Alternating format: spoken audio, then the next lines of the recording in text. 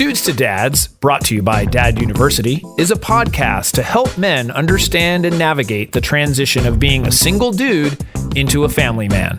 How do we make sense of it all? Well, we probably won't be able to, but let's go ahead and have some fun trying.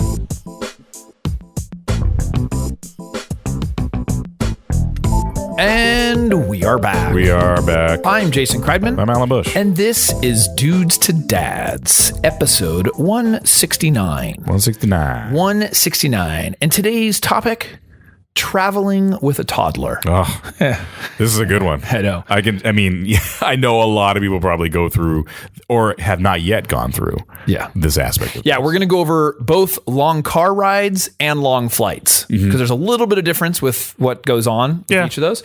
I recall, having so much anxiety before, or I should say when we first had our first child, and then when they were into being toddlers. So, I recall our first child, we took a cross-country flight from here to Florida, and our son was 3 months old. Oh, geez. And it was just, I remember right when he was born, I was like, 3 months from now, we have to go to Florida, and I'm going crazy. I just remember just how much anxiety it caused. To give context, that's about a 5-hour flight, right? At least. 6 hours. Yeah. In some cases. Yeah.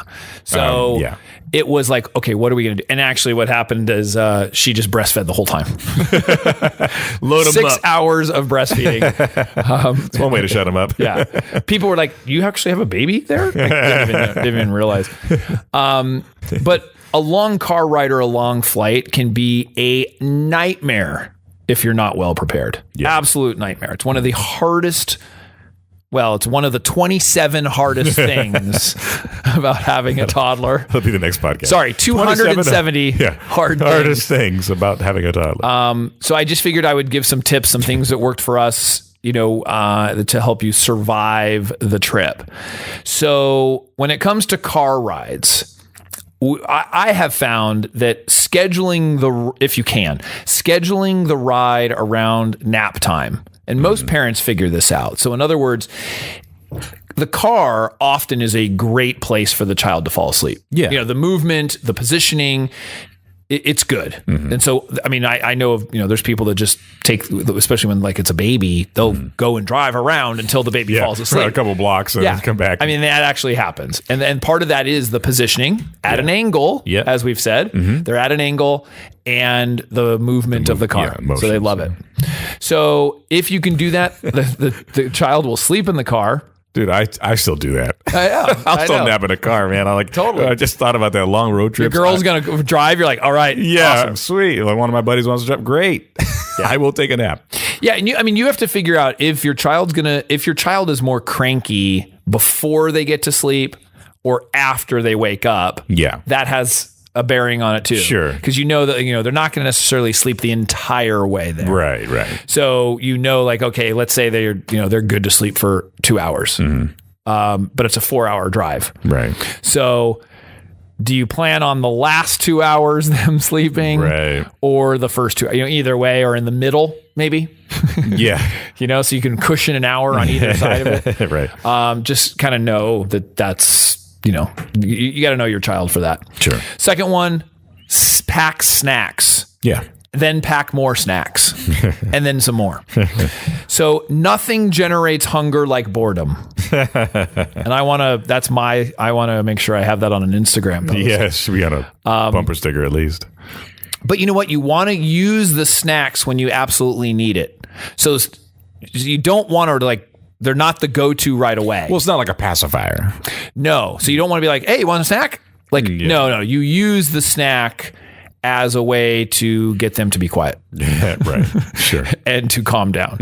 So you want to bring water, fruit, crackers, try to avoid a lot of sugar as they're sitting.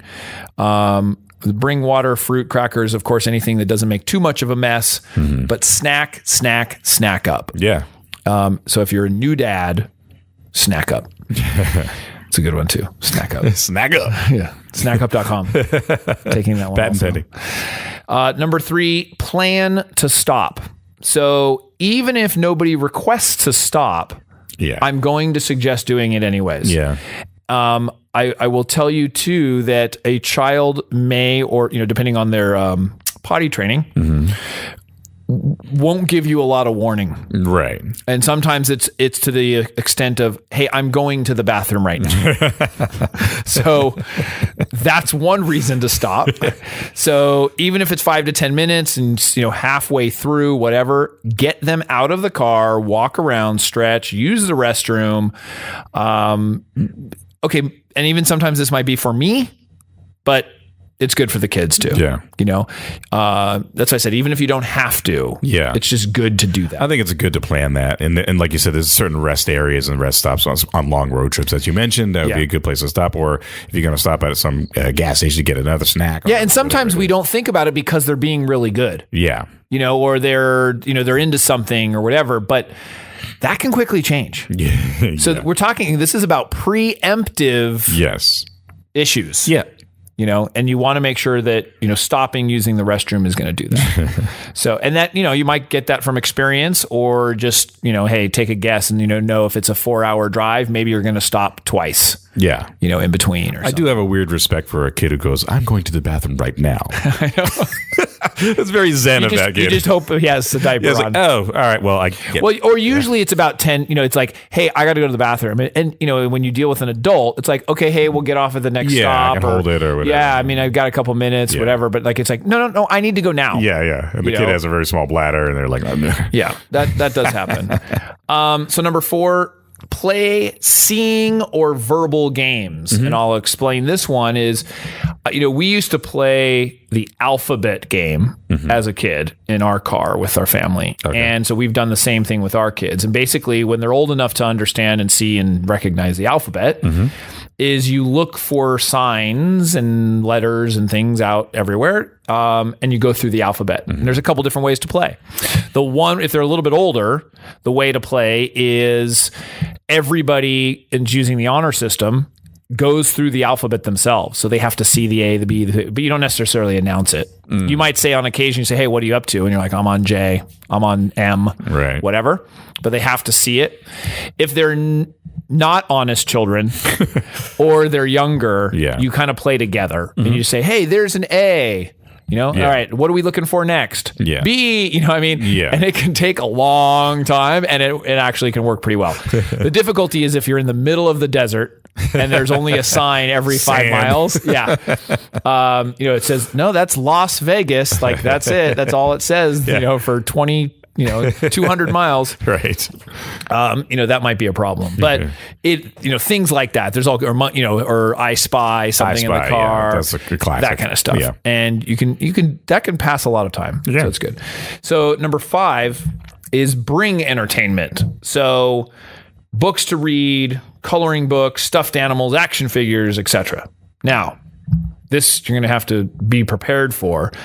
While I'm not a fan of occupying a child's time with electronics. Yes, which we've heard. A road trip is where all those rules go out the window. I was going to ask you, are all bets off at that point? Yes. So you can watch a DVD or play an electronic game at that point. I have no qualms about that. I'm only so strict. Okay.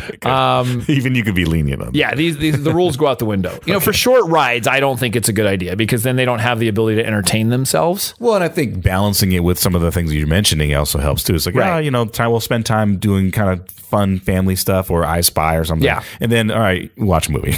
Yeah, and I would say that it's kind of like the snack. You leave that for it's the ultimate. Yeah. If there's an issue, right? Because you want them to be able to plan B. I mean, and part of that is really and this is, I believe, is that they're able to entertain themselves by doing other things, and so and we're the same with our phones. Sure, like. You then don't have the ability to sit in a line and wait or think. You have to be on a device. It's so funny. I remember I think I was in line recently somewhere and I was the only one not looking at their phone. I was like, I was just looking around because I'm interested in what's going on around me and people and all that stuff. And I don't usually use my phone except to check text messages, occasionally something that's going on and whatever. But like if I'm literally in line just waiting for something, a lot of times I'll just be looking around, just observing my world around me.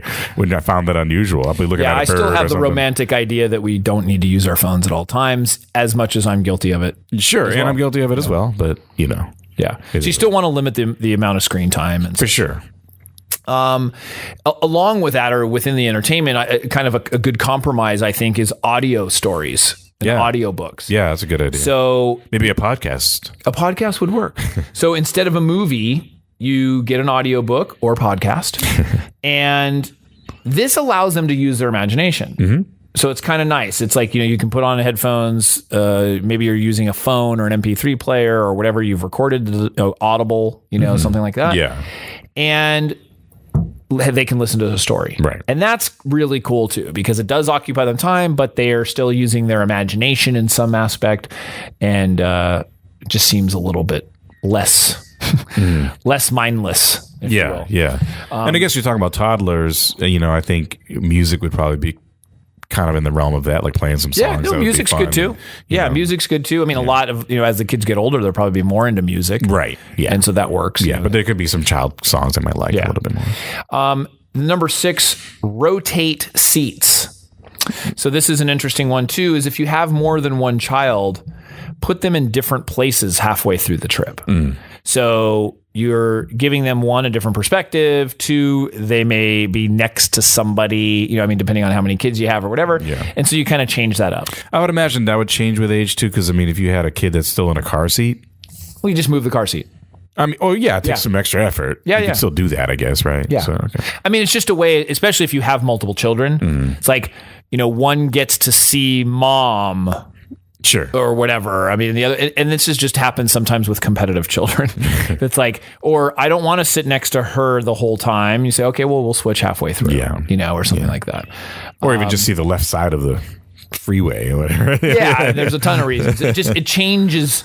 It just gives a little bit of difference to the monotony of doing that. So those are tips for the car. So now if we move over to the plane, a flight, there's a lot of the same things. The same idea of bringing entertainment and that kind of thing. Yeah. But a couple differences here. Now, the first one is, instead of the nap, because I did see that a lot of people had suggested that, so that they can sleep on the plane.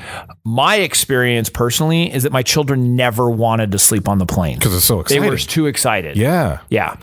So we tried going at night and no, it didn't matter. They were very excited about it. Or they were really tired and cranky. Yeah. And it was a horrible experience. But they're trying to stay up. Right. Because it's so exciting. So we actually schedule it when they are at their best. And my children happen to be at their best in the mornings. Okay. So that's when they have the most energy. They're the happiest. And that's just what it is. So unlike that car ride, we didn't do it around their napping schedule. So, they had the most energy. They were, I said, more happy, Yeah. And so we would schedule it around that time. Number 2, give yourself some extra time. So you got to cushion that. Yeah. Airlines are already requiring you to be there early. But when you have kids, it's extra time. You get to the gate slower, you get through security slower. And there are some that have, special family areas, special family boarding and everything else. But it just makes sense. Everything takes longer when you have children, right? Expect that with the car too, I guess, because you're going to make some stops. But the plane exactly doesn't have any stops. Right. Maybe they do, but like that. Well, and that's why I said number 3, while you can't stop on the plane, I'd still suggest getting up and walking around. Sure. So because you're in a seat. And so I suggest, instead of waiting till the child is really antsy and stuff, is just do the same thing, is schedule it. Maybe it's once an hour, something like that. And then you can actually, depending how old they are, you can say, hey, when the clock turns, 12, we're going to go up and down the aisle 3 times, or whatever, and get a chance to be able to do that. So that's... And thankfully they have a bathroom on the plane. They have a bathroom on the plane. Yeah. Exactly. Number 4, go nonstop. So I'm suggesting this. Now, you might, some people might differ with this one, but for me personally, the least amount of travel time was preferred. Yeah. Because traveling in itself is stressful. I could agree with that. Yeah, for sure. So other people say, no, absolutely. I want a layover because then it gives us a break. But, that can make a 4-hour trip 12 hours, depending on the layover.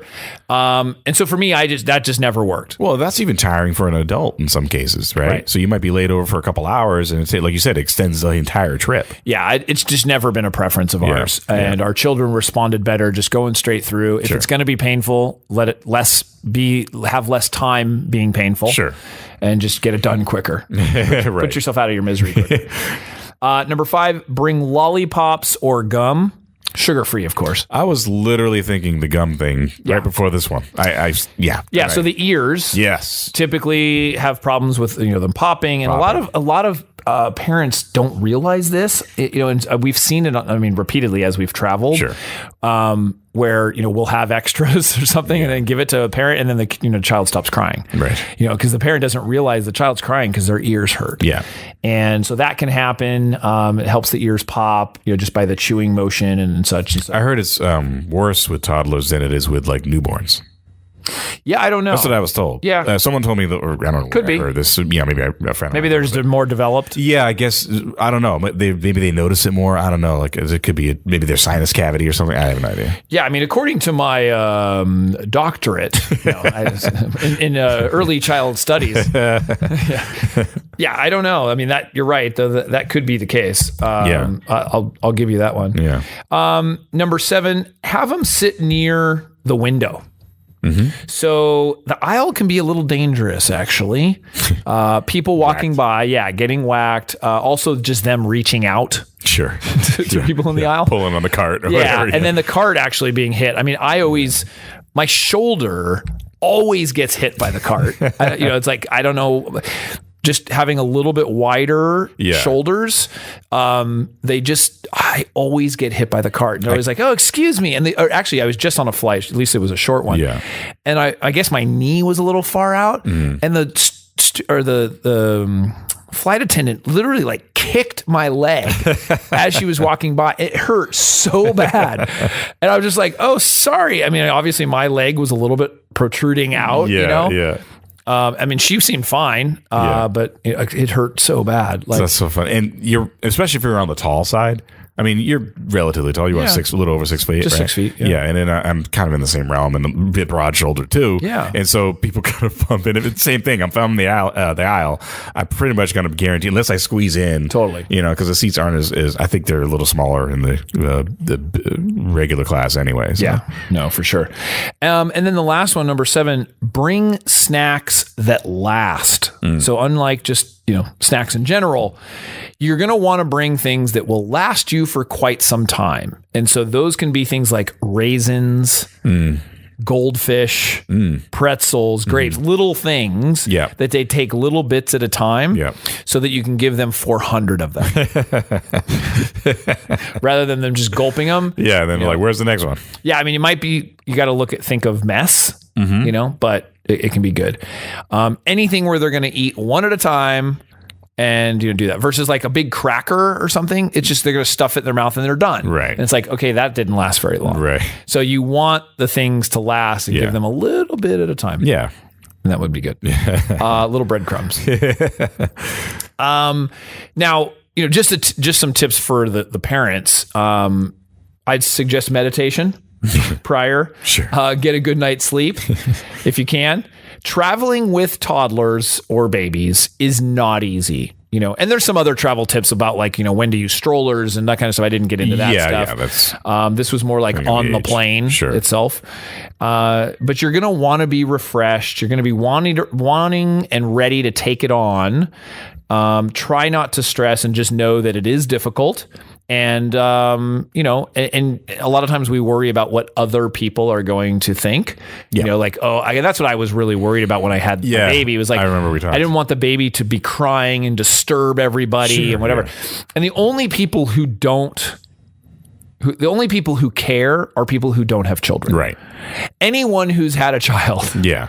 knows, understands it. So, it's funny how many times I've seen where there's a baby or something and then like another person will offer, to like hold the kid or help the kid or whatever. Everyone knows that it's just not easy to do that. Right. But don't let that prohibit you from traveling. Yeah. And going on car rides. Take all those safety tips that you just mentioned. Yeah. Those tips. Yeah, because and like I said, I look back at those trips. They were great. We have great pictures. They're good experiences for everybody, but it's not always easy. It sounds a lot better sometimes. Right. Family trip. Yeah. So if anyone has any feedback on their own trips, maybe some tips and things that they've used, Alan, what should they do? They should email us podcast@dudestodads.com or hit us up on our multiple social media channels. Twitter @dudestodads, Facebook dudestodads.com, YouTube Dad University and Dudes to Dads are there. Please check those out. A lot of great information shared by Jason. And also, please go to iTunes and Stitcher and whatever podcatchers you can find us on and leave some 5-star reviews and some comments and subscribe to all those channels because it really helps perpetuate the show. That was awesome. Yeah. All right. Well, with that, Alan, thank you as always. Thank you. And we will see you next time. See you next time.